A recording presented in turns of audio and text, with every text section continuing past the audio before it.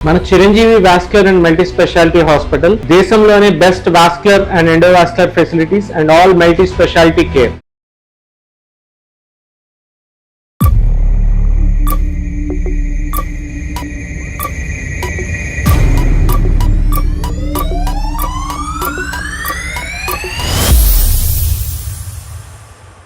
ఇప్పుడు ఎవరు లేని అనాథమైపోయాను, ఒంటరిగా మిగిలిపోయాను.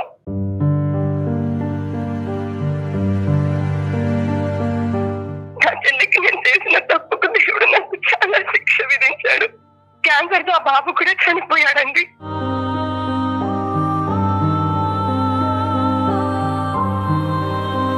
తనని బాగా ఇంకా మీద బాగా చూసుకోవాలని అనుకుంటున్నాను, కానీ తను నన్ను చీకొడుతుంది. చెల్లి బాధపడుతుందనో తల్లి కష్టపడుతుందనే కాదు, నాకు తోడు కావాలి కాన్సెప్ట్ మళ్ళీ స్వార్థం ఇక్కడ. అప్పుడు మీ అతనితో వెళ్ళిపోవటం స్వార్థం. అక్కడికి వెళ్ళి 15 సంవత్సరాల పాటు వీళ్ళు కాళ్ళ వేళ పడుతుంటే కనుక వీళ్ళని మెడ పట్టుకుని నెట్టేయటం అక్కడ కూడా స్వార్థం. చెల్లి మొగుడిని తీసుకొని మాట్లాడటానికి అసహ్యంగా అనిపిస్తోందండి. సారీ. ఎలా జాలిపడమంటారు మీరు? ఏమని అడగమంటారు మీ చెల్లిని? అందమైన జీవితానికి స్వాగతం. నమస్తే కళ్యాణ్ గారు. నమస్తే జయ గారు. కళ్యాణ్ గారు, సమాజంలో జరుగుతున్న అంశాల పట్ల, ఇష్యూల పట్ల ప్రజల స్పందన చూస్తుంటే నిజంగా చాలా సంతోషం అనిపిస్తూ ఉందండి. ఒక మంచి కార్యక్రమాన్ని ప్రజల ముందుకు తీసుకువెళ్తున్నాం. నిజంగా చాలా హ్యాపీగా అనిపిస్తుంది. నైట్ ఒక మెయిల్ చూసానండి. నాగలక్ష్మి తన మెయిల్ చేసింది. అక్కా చెల్లెలకి సంబంధించిన ఇష్యూ. ఇద్దరికి పెళ్లిళ్ళైనాయి. ఆ తరువాత జరిగిన పరిణామాలన్నమాట. చాలా డీటెయిల్డ్గా తను మెయిల్ పెట్టింది. బట్ మీతో మాట్లాడిస్తాను అని చెప్పాను నేను. నెంబర్ కూడా పెట్టారు. సో ఒకసారి కాల్ చేయమంటారా? తప్పకుండా. విదేశాల నుంచి వస్తున్నాయి మేడం మనకి ఈమెయిల్స్, అబ్రాడ్ నుంచి కూడా వస్తున్నాయి. కానీ టైమింగ్స్ కాల్ చేయడానికి, అవును, మనం కాల్ చేయడానికి ప్లస్ మెయిల్ తీవ్రతను బట్టి కూడా మనం తీసుకుంటున్నాం కదండి. హలో, నాగలక్ష్మి గారండి? అవునండి, ఎవరు? నేను సుమన్ టీవీ అందమైన జీవితం ప్రోగ్రామ్ నుంచి కాల్ చేస్తున్నానండి. మేడం నమస్తే. మేడం నమస్తే అండి. మీరు మెయిల్ చేశారు. నేను ఇప్పుడే డాక్టర్ గారితో డీటెయిల్డ్గా మాట్లాడాను. డాక్టర్ కళ్యాణ్ చక్రవర్తి గారు నాతో పాటు స్టూడియోలో ఉన్నారు. అంటే మీరు ఏం కోరుకుంటున్నారు, మీ సమస్య ఏంటో కళ్యాణ్ గారితో మాట్లాడతారా? సార్ నమస్తే. సార్ నమస్తే అమ్మా. నమస్తే. మీ వయసు ఎంతమ్మా? సమస్య ఏంటో కూడా చెప్పండి. సార్ నా వయసు 38 సంవత్సరాలు. నా పేరు నాగలక్ష్మి. నేను నిజామాబాద్ లో ఉంటాను సార్. సార్ నేను యాక్చువల్ గా నా జీవితంలో నేను ఒక చాలా పెద్ద తప్పు చేశాను సార్. ఆ తప్పు ఎలాంటిదంటే దాన్ని ఎవరు క్షమించలేరు. సో నేను తెలుసుకునేసరికి నాకు అందరూ దూరం అయిపోయారు. దాని వల్ల ఇన్ని నష్టాలు జరుగుతాయి, ఇన్ని ఘోరాలు జరుగుతాయని నేను ఆ రోజు ఆలోచించలేదు సార్. నేను ఆ తప్పు చేయడానికి, అవును సార్, నేను ఆ తప్పు చేయడానికి కూడా దాని వెనకాల ఒక కారణం అంటూ ఉంది. బట్ నేను ఆ టైంలో ఆ కారణాన్ని పట్టుకొని నేను అంత ఆలోచించి ఆ తప్పు చేయకుండా ఉండాల్సింది. రైట్. మీరు ఇప్పుడు పశ్చాత్తాపడుతున్నారు, అర్థమవుతుంది నాగలక్ష్మి. అసలు ఏం జరిగిందో ఒకసారి డీటెయిల్డ్ గా చెప్పండి. అంటే మా ఫాదర్, మదర్, ఒక చెల్లి, నేను నలుగురం అండి. పెళ్లిడి వచ్చినప్పుడు మాకు అంటే వేరు వేరు సంబంధాలు చూసి మాకు మ్యారేజ్ చేశారు. సో ఊర్లో వచ్చేసేసి అందరూ అంటే పెళ్లి జరిగిన కొద్ది రోజులకి అందరం బానే ఉన్నాము. కానీ మా చెల్లి హస్బెండ్ వచ్చేసి చాలా అందంగా ఉంటారు. ఓకే. సో చాలా మంది నా స్నేహితులు, ఊర్లో తెలిసిన వాళ్ళు వీళ్ళంతా వచ్చి నాతో చెప్పేవాళ్ళు, మీ అమ్మ నాన్న ఎందుకు నీకు ఇంత యావరేజ్ గా ఉన్న భర్తను తెచ్చినారు, మీ చెల్లికేమో అంత అందగాన్ని తీసుకొని వచ్చినారు, మీరు మార్చుకుంటే బాగుంటుందేమో, ఈడు జోడలు బాగుంటుంది. ఓ రకంగా చెప్పాలంటే నువ్వు చాలా అందంగా ఉంటావు, కానీ నీకేమో అలా ఈ మొగుడు దొరికినాడు, మీ చెల్లెలకేమో మంచి భర్త దొరికినాడు కదా అని ఇలా చెప్పడము.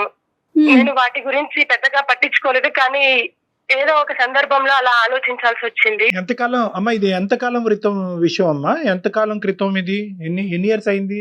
15 సంవత్సరాలు అయింది. 15 ఇయర్స్ అయింది. మీకు మీ చెల్లి ఏజ్ గ్యాప్ ఎంతమ్మా? నాకు నా చెల్లి ఏజ్ గ్యాప్ వచ్చేసి ఒక 4 years ఉంది సార్. ఇద్దరు పెళ్లి ఒకే వేదిక మీద జరిగిందా? ఒకే వేదిక మీదనే జరిగింది సార్. ఎందుకు అలా ఇద్దరు 4 సంవత్సరాలు చిన్నదన్నటువంటి ఆమె మీ పెళ్లి ఒకే వేదిక మీద ఎందుకు చేయాలనుకున్నారు పెద్దవాళ్ళు? అంటే పేరెంట్స్ ఇద్దరిది ఒకేసారి చేస్తే అయిపోతుందని అనుకున్నారు. అదేలేండి, బట్ నా ఆర్థికపరమైన చెల్లి హస్బెండ్ పెద్దవాడే వయసులో. సో కాకపోతే మంచి సంబంధం కుదిరింది అని చేసేశారు. కానీ ఎప్పుడు మేము మాట్లాడుకున్నది లేదు, ఎందుకంటే మ్యారేజ్ అయిపోయాక ఎవరి జీవితం అయిపోయింది.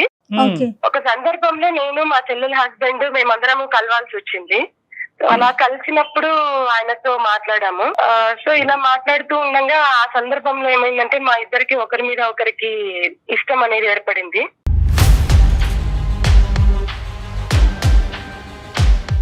మీ పెళ్లికి ముందు మీ భర్తని చూసారా, ఆమె భర్తను కూడా చూసారా పెళ్లికి ముందు? చూడలేదు సార్. అమ్మ వాళ్ళు ఏ సంబంధం అయితే తెచ్చారో నేను అదే సంబంధం పెళ్లి చేసుకున్నాను. చెల్లి కూడా అంతేనండి? చెల్లి కూడా అంతే. సో ఎవరు కూడా మీ భర్తని మీరు చూడలేదు, చెల్లి భర్తను కూడా మీరు చూడలేదు, పెళ్లికి అయితే మాత్రం రెడీ అయ్యారు, పెళ్లి చేసుకున్నారు. ఏమ్మా? అంటే ఫోటోస్ అవి చూసాం కానీ పెద్దగా అప్పుడు పట్టించుకోలేదు సార్. కాకపోతే ఊర్లో ఉన్న వాళ్ళు అందరూ చెప్పడం తోటి నాకు అట్లా ఒకలాంటి ఫీలింగ్ వచ్చిందనమాట. ఏమని చెప్పేవారమ్మా ఊర్లో వాళ్ళందరూ? ఏమని చెప్పేవారు? నువ్వేమో ఇంత అందంగా ఉన్నావు కానీ నీకు దొరికిన హస్బెండ్ మాత్రం యావరేజ్ గా ఉన్నాడు, నీ చెల్లెలకు మాత్రము మంచి హస్బెండ్ దొరికాడు, చాలా అందగాడున్నాడు అని ఇలా చెప్పడం తోటి నాకు కొంచెము ఆయన మీద అట్రాక్షన్ అనేది కలిగింది సార్. ఎంత వయసు ఉంటదమ్మా అప్పుడు నీకు? అప్పుడు నాకు 24 years ఉంటుంది. 24 years వయసుకి ఊరు వాళ్ళు ఆ అమ్మాయి భర్త బాగున్నాడు కాబట్టి జీవితం అంటే పెళ్ళంటే అందం ఒకటి చూస్తే చాలు, అందం ఉంటే కనుక అన్ని సరిపోతాయి అనేటప్పటికి మీరు అందమే ఇంపార్టెంట్ అన్నట్టుగా ఫీల్ అయ్యారు, అంతే కదమ్మా? అంటే అవును సార్. అతని ఇన్ఫ్లుయెన్స్ లోకి నువ్వు వెళ్ళావు, అవునమ్మా? అవును సార్. లేదంటే అతను నీ ఇన్ఫ్లుయెన్స్ లోకి వచ్చాడా? అంటే అతను మాట్లాడడం జరిగింది సార్, నాకు నువ్వంటే ఇష్టం అని.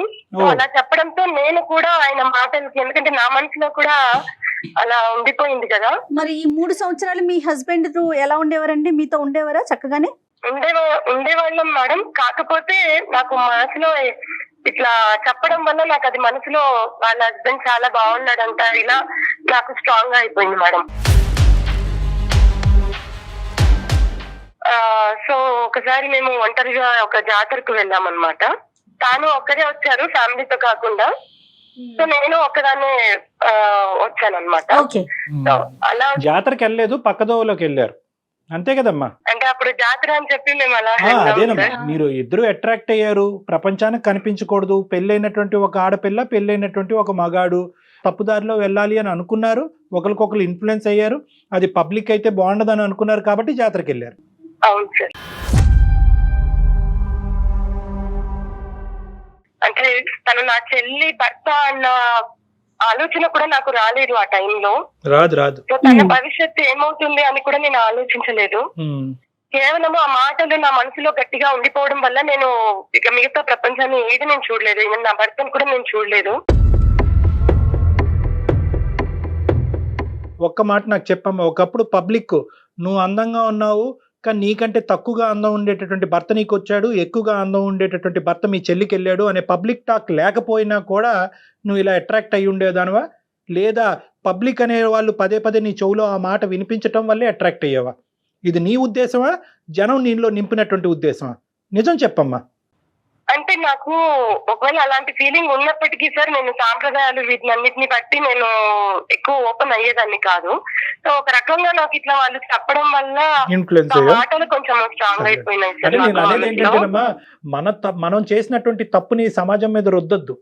ఇక్కడ ఏంటంటే నీ మనసులో మొదటి నుంచి ఒక కలత ఉంది, మా సిస్టర్కి అందమైన మొగుడేంటి, నాకు తక్కువ అందమైనటువంటి మొగుడేంటి, మొదటి నుంచి నీ కన్ను అతని మీద ఉంది.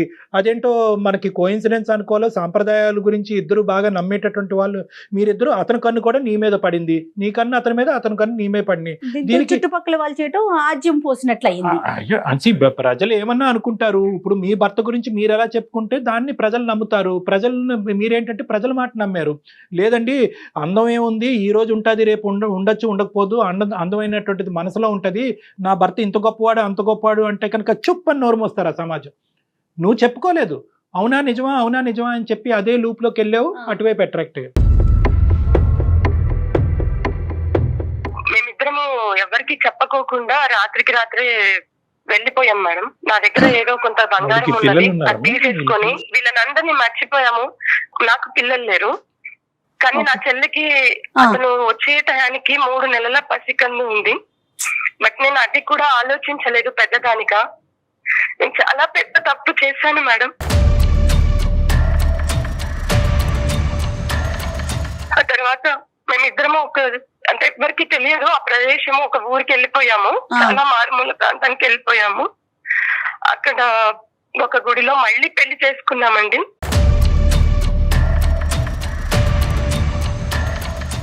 వీళ్ళందరినీ మర్చిపోయి కొత్త జీవితం స్టార్ట్ చేశాము. ఇదిలా కొన్ని సంవత్సరాలు జరుగుతుండగా మాకు ఒక బాబు పుట్టాడు.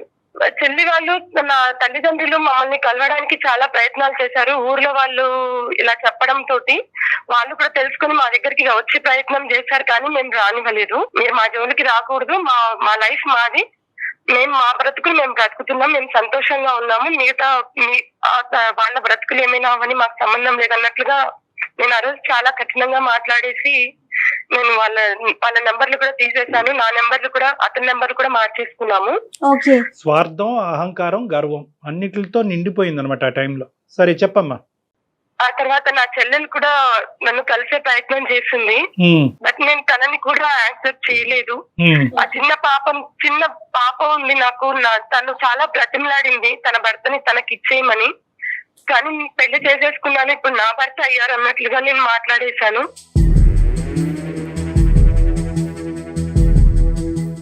నా చెల్లెల్ని కూడా ఇంకొక పెళ్లి చేద్దామని వాళ్ళు ప్రయత్నం చేసినా తను మాత్రం ఇంకొకరిని పెళ్లి చేసుకోలేదు. పసిపిల్లతోనే తాను జీవితం గడిపింది. చాలా అంటే చాలా తప్పు చేశానండి నేను.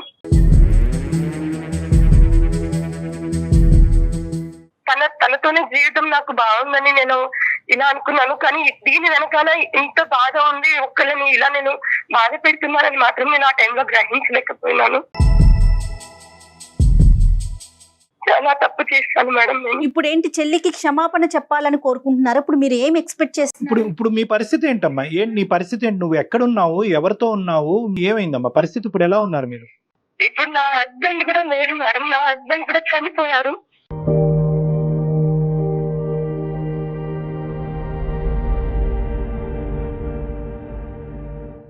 ఒక ప్రమాదంలో చనిపోయారు.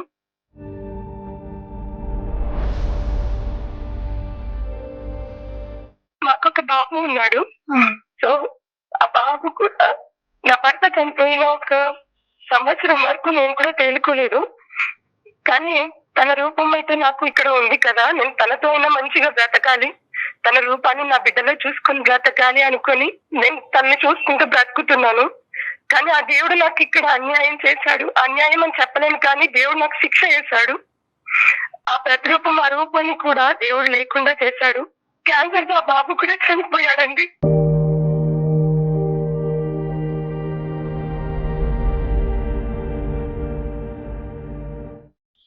ఇప్పుడు ఎవరు లేని అనాథమైపోయాను.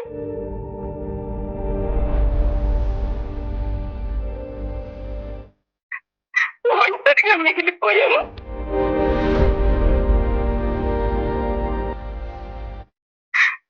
నా చెల్లికి నేను చేసిన తప్పుకు దేవుడు నాకు చాలా శిక్ష విధించాడు.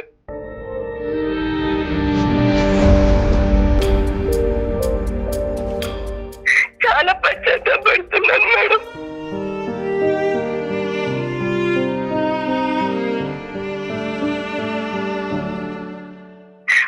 ఒంటరితనంతో ఎలా బాధపడాను, ఎలా ఉన్నాను నా చెల్లెలప్పుడు ఎలా భరించిందో నాకు ఇప్పుడు అర్థమవుతుంది.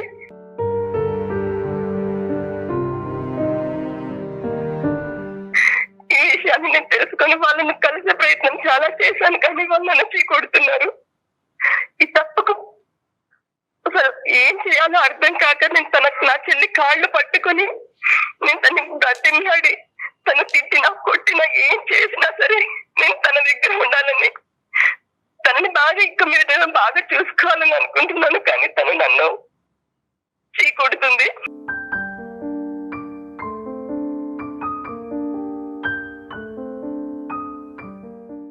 తనకు ఒక పాప ఉంది. సో ఒక బాబుని పోగొట్టుకుని నేను ఎంత బాధ అనుభవిస్తున్నానో, కానీ తండ్రి లేకోకుండా ఆ పాప ఎలా పెరిగిందో అని తెలుసుకుంటే నాకు ఇప్పుడు చాలా బాధేస్తుంది.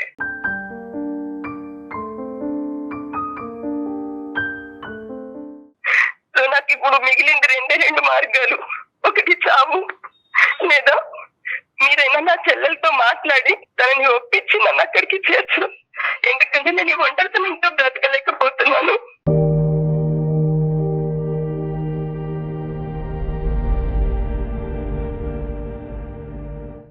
నాకు దయచేసి మీరైనా న్యాయం చేయండి మేడం. అంటే ఒక్కటి నాగలక్ష్మి, మీ చెల్లెలతో మాట్లాడతావా మీ తల్లిగారితో మాట్లాడతావా అనే సబ్జెక్ట్ తర్వాత మాట్లాడదామమ్మా. ఒక్క ప్రశ్న నిన్ను అడగాలని అనుకుంటున్నాను. నిన్ను చూస్తుంటే ఐ థింక్ 90% చూసేటటువంటి ప్రేక్షకులకి నువ్వు పడేటటువంటి బాధను చూసి కన్నీళ్ళు వచ్చేటటువంటి వాళ్ళు 10% ఉంటారు, 90% మాత్రం నీ మీద కోపం పడేటటువంటి వాళ్ళే ఉంటారు. No doubt about this. ఎందుకంటే కనుక ఎప్పుడు నీలో రియలైజేషన్ వచ్చింది, ఎప్పుడు నీలో ఒక అవగాహన వచ్చింది అంటే కనుక ఎప్పుడైతే కనుక నువ్వు ఒంటరి అయ్యావో అప్పుడు. అంటే అప్పటి వరకు నీకు ఒంటరితనం వల్ల వచ్చేటటువంటి బాధ నీకు అర్థం కాలేదు.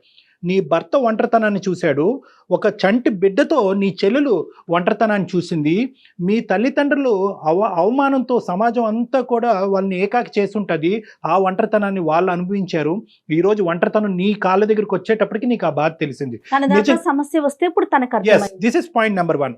ఇంకొకటి ఏంటంటే తప్పైపోయింది అని మాట్లాడేటటువంటి నాగలక్ష్మి గారు ఎప్పుడు తప్పైపోయింది అని రియలైజ్ అయ్యారంటే కనుక 15 సంవత్సరాల తర్వాత. ఒకప్పుడు నీ భర్త నీ పక్కనుంటే, నీ కొడుకు నీ చెంతనుంటే నిజంగా మాకు ఫోన్ చేసి ఉండేదానమ్మా, ఈరోజు ఈమెయిల్ వచ్చి ఉండేదా మా దగ్గరికి. ఇంకొక 15 సంవత్సరాలు, ఇంకో 20, ఇంకో 30 సంవత్సరాల పాటు నీ రాజభోగాల్లో, నీ ఆనందాల్లో, నీ సంతోషాల్లో, సారీ అమ్మ పుండి మీద కారం జల్లుతుందని అనుకోవద్దు. ఎందుకంటే కనుక ఇలాంటి అంశాలు చూసేటటువంటి ప్రేక్షకులు ఎవరైనా ఉంటే కనుక అంతా అయిపోయిన తర్వాత, ఒంటరితనం వచ్చిన తర్వాత ఇప్పుడు నాలుగు ఖర్చుకుని చేతులు కాల్చుకుని ఇప్పుడు నేను సూసైడ్ చేసుకున్నాను అనుకుంటున్నాను అనేటటువంటిది మీ గురించి కాదు. ఇది తప్పు అన్నది మీరు ఎప్పుడు వచ్చింది, మీ బాధ మీకు తెలిసేక.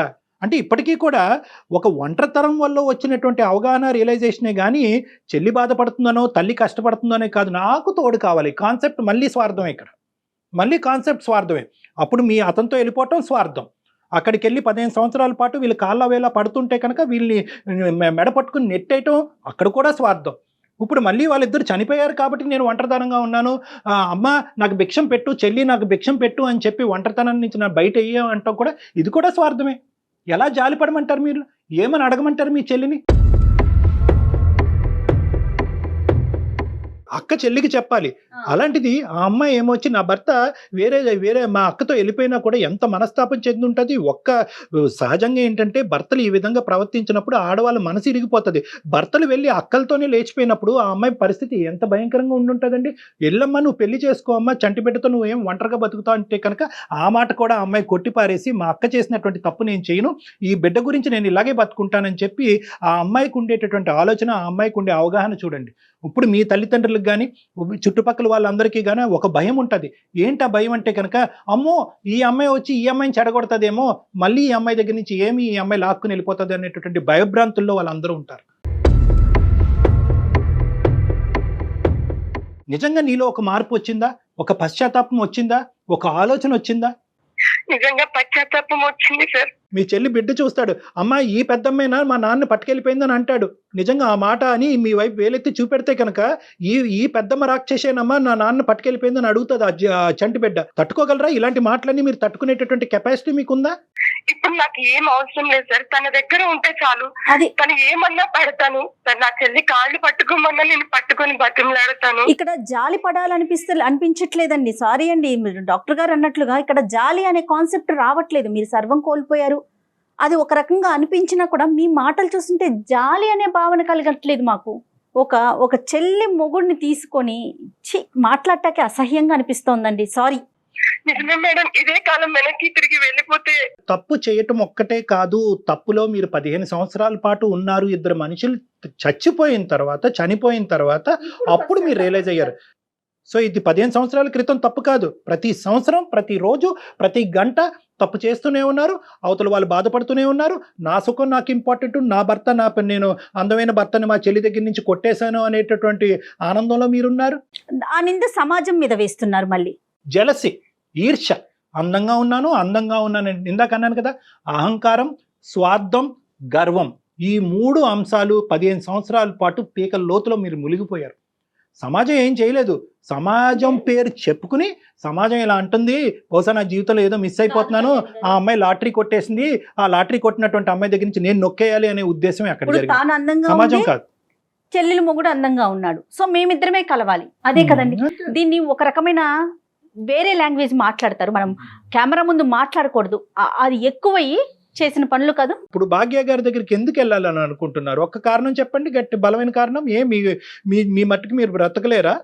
లేదు సార్, నేను చేసిన నా తప్పుకు ప్రాయశ్చిత్తంగా నేను తన సంతోషాన్ని అంతా నేను తీసేశాను, నేనే కారణము. భాగ్య ఏం చెప్తుందో నాకు తెలీదు, కానీ భాగ్య ఏంటంటే తన జీవితం ప్రయాణం ఇంకో విధంగా సాగటం ప్రారంభించింది, వెళ్ళిపోయింది, వాళ్ళ కర్మకు ఆలే పోతారు, వాళ్ళు చావు ఆలేసేస్తారు అన్నట్టుగా ఆ బిడ్డను చూసుకుని హ్యాపీగా బతుకుతుంది ఆ అమ్మాయి. ఇప్పుడు వెళ్ళి మళ్ళీ తీపి గుర్తు చేస్తావా? తీపి జ్ఞాపకాలు గుర్తు చేస్తావా? ఎవరినైతే కనుక ఇంతకాలం పాటు కల్లోనో నిద్రలోనో ఊహలోనో ఎక్కడో గుర్తు చేసుకుంటూ తిట్టుకునేటటువంటి వ్యక్తిని కళ్ళెదురుకుంటే వెళ్ళి నిలబడతావా? లేదు, తను ఏం చేసినా, తను ఏ శిక్ష విధించినా నేను భరించడానికి రెడీగా ఉన్నాను. తను నీకు శిక్ష విధిస్తుందని అనుకోకు, నా కాన్సెప్ట్ నీకు అర్థం కావట్లేదు. నువ్వు ఇంకో కొత్త రకం లైవ్ టెలికాస్ట్ లో శిక్షను విధించబోతున్నావు అమ్మాయికి. ఇష్యూ క్రియేట్ చేయబోతున్నారు మీరు అమ్మాయికి ఒక శిక్షను విధించబోతున్నారు. ఇదిగో ఎక్కడో ఉన్నదని అనుకున్న నేను ఎక్కడో లేను, నీ పక్కలోనే ఉన్నానన్నట్టు ఆ అమ్మాయికి మళ్ళీ ఒక కొత్త రంగుని చూపెట్టబోతున్నారు. 15 సంవత్సరాల పాటు తను ఒక అలవాట్లో పడింది, ఆ బిడ్డతో పాటు బతకటము, అదే జీవితం అనుకోవటం. వాస్తవానికి నేను మీ స్థానంలో ఉంటే కనుక నేను ఆ శిక్షను నేనే అనుభవిస్తాను. ఆ శిక్షను మళ్ళీ నన్ను శిక్షించండి అని చెప్పి వాళ్ళని అడగను, నన్ను బాధ పెట్టండి అని అడగను. మీ అవసరం మాకు లేదు, మా అవసరం నీకు లేదు, కాబట్టి నువ్వు అక్కడే ఉండి మేము ఇక్కడే ఉంటాం. ఎందుకు ఇప్పుడు మళ్ళీ వాళ్ళని కలవాల్సిన ప్రయత్నం ఎందుకు చేస్తున్నారు మీరు? నేను ఒంటరితనంతో అంటే కాదండి, కాళ్ళ మీద పడి క్షమాపణ చెప్పేస్తే మీ తప్పులన్నీ పోతాయా? ఏమవుతుంది? నేను తన ఏమన్నా కూడా నేను తన కాళ్ళ మీద, నా తల్లిదండ్రుల కాళ్ళ మీద పడి నేను క్షమాపణ కోరుకుంటాను మేడం. మీ సిచ్యువేషన్ అర్థమైందండి, మీరు ఏం ఎక్స్పెక్ట్ చేస్తున్నారు అర్థమైంది. నాకు ఒక ఫ్యూ సెకండ్స్ టైం ఇవ్వండి, ఒకసారి డాక్టర్ గారు నేను డిస్కస్ చేసుకొని, ఇఫ్ డాక్టర్ గారు ఓకే అంటే కనుక మీ సిస్టర్తో మాట్లాడతాను. ఓకే అండి? సరే మేడం, ఎలాగైనా ఒప్పించే ప్రయత్నం చేయండి మేడం నా చెల్లెలకి. ఒప్పించే ప్రయత్నం అనేటటువంటిది మేము చేతుల్లో లేదండి. ఇప్పుడు మేము చేయటం వరకే. అక్కడ మీరు ఒక నిమిషం లైన్ లో ఉండండి ప్లీజ్, హోల్డ్ లో ఉండండి. కళ్యాణ్ గారు ఏం చేద్దాం చెప్పండి. ఇప్పుడు రెండు వే చేయాలి మేడం. ఒకటి, అసలు ఎందుకు నాగలక్ష్మి మళ్ళీ భాగ్య దగ్గరికి ఎందుకు వెళ్తుంది అనేటటువంటి కాన్సెప్ట్. ఇప్పుడు భాగ్యకి అది వస్తుంది, ఇప్పుడు వరకు గుర్తు రానటువంటి చెల్లి ఇప్పుడు ఎందుకు గుర్తొచ్చిందండి? అంతే కదా. 15 సంవత్సరాల పాటు ఆవిడ గుర్తుకు రాలేదు. భాగ్యలక్ష్మి యొక్క భర్తతో పాటు ఈవిడ సంసారం చేసింది ఇంతకాలం. ఇప్పుడు ఆ ఒంటరితనం అక్కడికి వెళ్ళిపోయింది. కొడుకు కూడా చనిపోయాడు, దురదృష్టవంతుడు. వాడు ఎన్ని బాధలు పడ్డాడు ఆ ఒంటరితనంలో. అమ్మమ్మ లేదు, నాయనమ్మ లేదు, తాతయ్య లేదు. ఆడు ఒంటరితనంలో ఆ బెంగతో క్యాన్సర్ ఏదో వాడు చనిపోయాడు.